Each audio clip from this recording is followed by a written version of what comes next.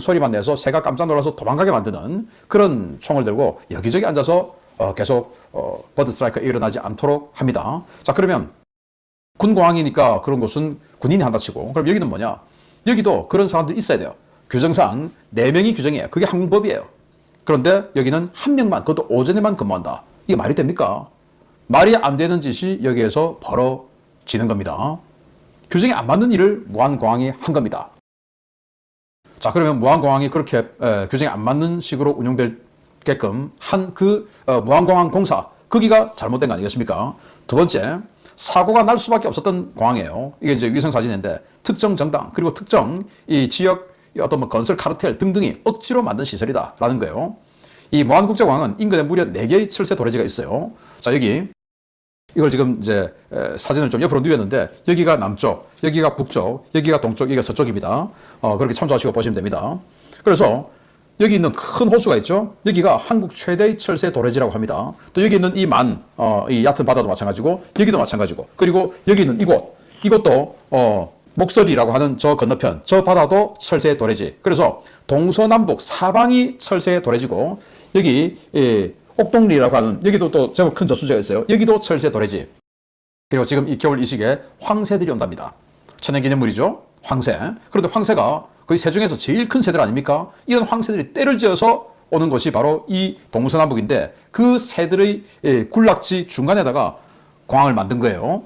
그래서 가까운 거리에 목포공항이 적자 운영 중이었고, 국제공항으로서 충분한 활주로 확보가 불가능해 반대가 극심했음에도 불구하고 김대중 정부 당시에 실세였던 한화갑 의원 주도로 건설이 강행되어 2007년 개항한 공항입니다. 국제 규격을 충족하지 않아서 국제 노선 취항이 안 되다가 지난 12월 7일 탄핵 직후죠, 돌연 국제 노선의 취항이 시작되었습니다. 그리고는 지금 얼마 안 돼서 사고가 발생한 거죠. 자, 한화갑 여러분들 기억하시죠? 김대중 대통령 시절에 가장 권력이 있었던 국회의원 중에 한 명 아닙니까? 그러니까 이걸 일부 사람들 한화갑 공항 뭐 이렇게 이야기해요. 자, 그래서 인근에 목포공항이 있는데도 불구하고 그래도 만들자, 국제공항 있어야 돼. 처음에 저도 2010년 이전에 이 무안공항 개항을 가봤는데 손님 사람 한 명도 없었어요. 공항 지어놓고 그냥 텅 비어 있었습니다. 그 왜 졌을까요? 지역 사람들의 표를 받기 위해서, 또 지역의 어떤 건설업자들 뭐 이런 것 아니겠습니까? 그리고 여기 이 땅까지 사놓아서 충분한 활주로 거리를 확보해야 되는데 또 그러지도 않았어요. 그런 시작부터 잘못된, 해서는 안 되는 지역에 억지로 만든 공항이 바로 무안공항이다.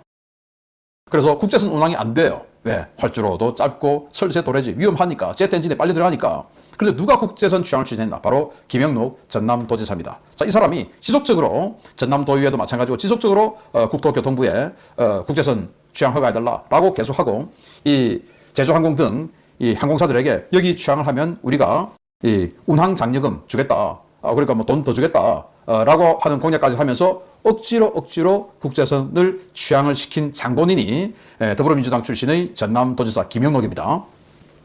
자, 그러면서 한간에 음모론이 막 떠들어요. 뭐 국토교통부가 그랬냐? 아니죠.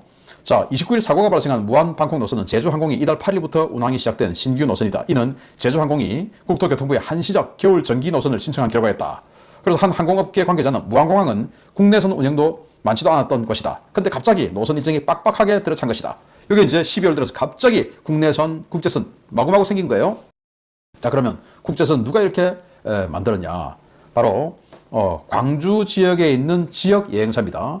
우리가 뭐 여행사 그러면은 해외여행 갈 때 뭐 하나 투어, 모두 투어 뭐 이런 여행사들 우리 퍼뜩 생각이 나시죠? 그래서 뭐 그런 데다가 인터넷 검색해서 뭐 다 살펴보고 이러는데, 여기는 광주 지역에는 여행타운이라고 하는 여행사가 이 손님들을 모객을 해서 제주항공에 전세기를 요청해서, 제주항공은 지금 전남도에서 계속 밀고 있으니까 이렇게 돼서 연결된 거예요. 방콕, 베트남, 일본 나가사키 등 이런 쪽으로 이 겨울 손님들을 모객한 게 광주에 있는 여행타운이라는 지역 여행사. 거기서 광주 전남 사람들을 모아서 여행을 시켜주고, 정기 노선이 아니라 겨울 한시 노선으로 지금 급하게 12월 달에 만든 거예요. 자, 그러면 항공기가 박살난 진짜 이유는 뭐냐? 벽을 받았나?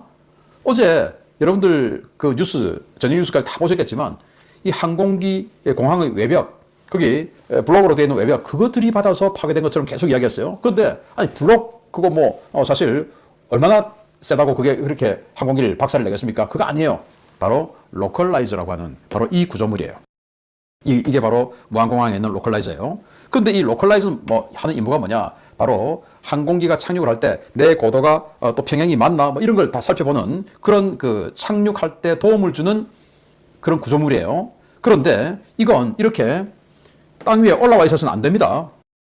땅에다가 박아놔야 돼요. 이 구조물을. 그러면 그 박아놓고 그게 좀 낮다 싶으면 철골을 올려서 조금 더 높이 세워야죠. 막 여러분들 김포공항, 김해공항, 또 뭐 인천공항 이런 데서 비행기 타면 이런 그 구조물 다 보실 겁니다. 또 이걸 또 어떤 공항 가면 특히 이제 군공항 같은 데는 더 안전을 따지니까 층층이 이제 몇 개를 이렇게 해서 여기는 높게 고담 이렇게 쫙 이렇게 층층이 해놓은 데도 있고 그래요. 요거 이제 한 개를 했는데 이걸 이렇게 둔덕에다가 올려놨어요.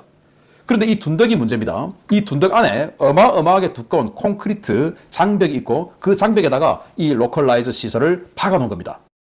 이렇게 하면 안 돼요. 로컬라이저는 땅에다 박고 그리고 이 로컬라이저 구조물 자체도 아주 잘 부서지도록 만들어야 돼요. 왜? 지금처럼 항공기가 동체 착륙해서 미끄러져 들어와서 로컬라이저를 들이박아도 로컬라이저가 항공기를 부술 수 없고 자기가 그냥 넘어가 버리고 항공기는 계속 진행해서 브레이크를 잡도록 해야 되는데 바로 그냥 항공기 코앞에 로컬라이저가 있으니까 그냥 들이받아 버린 거 아니겠습니까? 그리고 그 안에는 콘크리트 장벽이 이만한 게 들어가 있었죠. 어마어마하게 두꺼운 장벽이. 이거 하나 꽂아가지고 그냥 평생 쓰겠다. 이런 생각을 한 건지.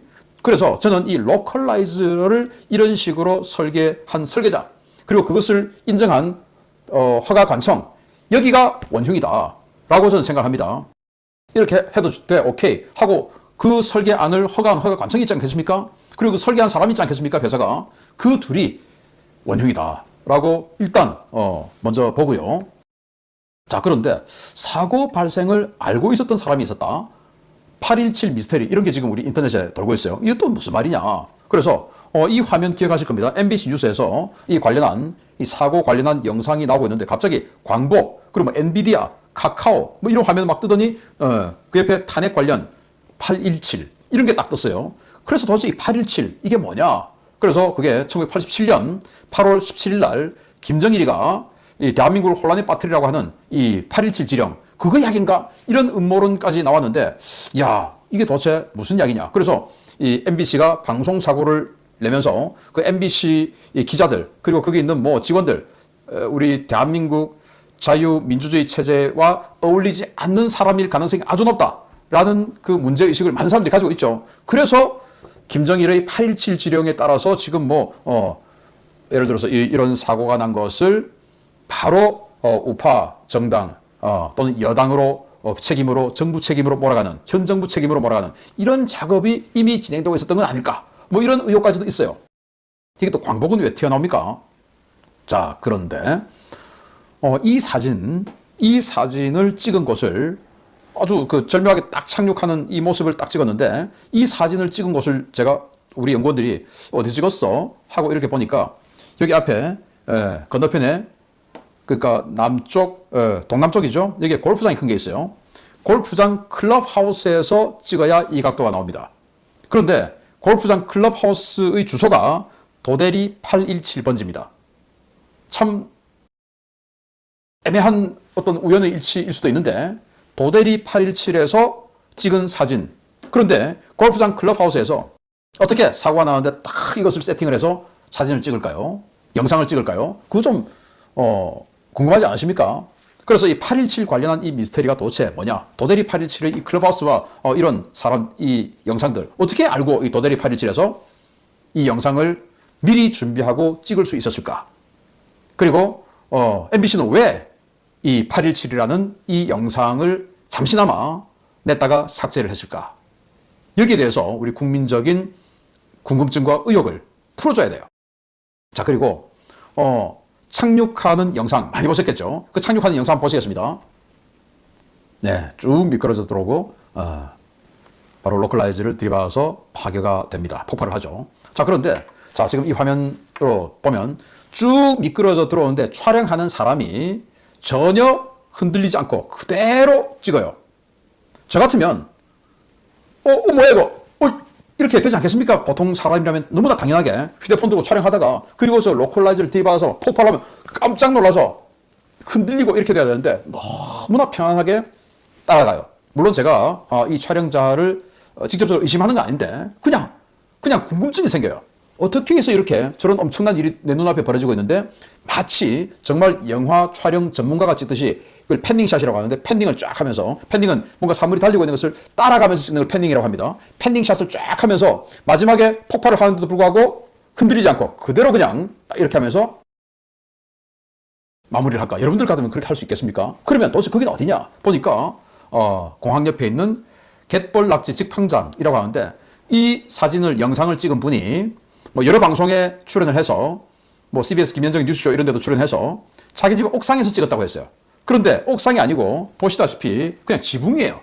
아니 어떻게 지금 왜 선회를 여기서 선회를 하지? 그리고 빨리 돌아오네? 라고 생각하고 이 지붕이 어떻게 올라갔을까요? 이 지붕에 올라가는 계단이나 뭐 이런 구조물이 제가 위성사진으로 봤는데 없어요. 그 지붕이 어떻게 올라갔을까? 이 지붕에 찍은 겁니다. 여기서. 그러면서 그렇게 편하게 어떻게 해서 찍을 수 있을까? 이 부분에 대해서는 이 촬영하신 분께서 우리 국민들 전체에게 좀 명확한 어떤 내가 촬영 전문가다 사실은 과거에 뭐 영화 촬영 감독이었다 라든지 뭐 그런 걸 좀 설명해 줄 필요가 있지 않나 라는 생각이 듭니다.